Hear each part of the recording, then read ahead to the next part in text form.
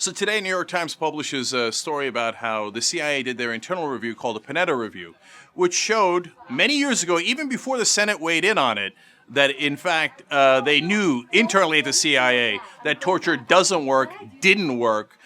In fact, very specifically on Khalid Sheikh Mohammed, when they tortured him, the CIA's own report says, yeah, we got no intelligence out of that. No actionable intelligence, nothing, bupkis. Okay?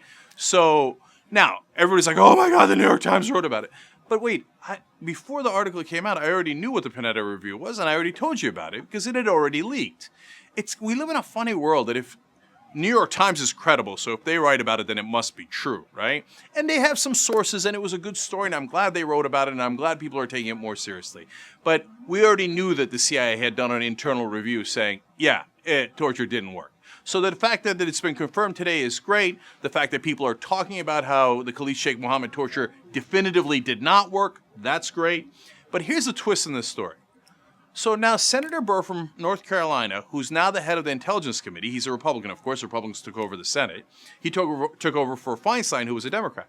Says, hey, you know what? I know we got the CIA reports, and I know that Feinstein even sent them over to the White House and to the executive branch. I want to bring all those reports back.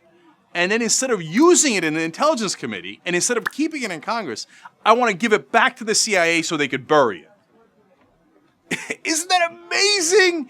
Here are the Republicans saying, hey, you know what? We are actively going to bury the truth. We don't care about democracy and how it's supposed to work and transparency and holding the CIA accountable. That's a good one.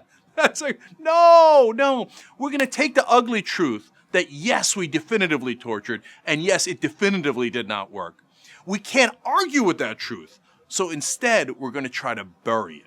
So he's asking for all the reports back. He's very unlikely to get it. He wants to bury the Senate report on it and the Panetta Review, which was the CIA internal report, take it all back and bring it back to the CIA so they could never release it to the public. Now, of course, I hope he fails in that. I hope all of it is released to the public. But the reality is we already know what happened. And when they try to hide it, then you know what side they're on. When anybody is saying, I don't want you to see this incredibly critical piece of information, it means they're probably on the wrong side because information and knowledge and facts hurt their cause. Okay, once and for all, torture did not work and the CIA knew it.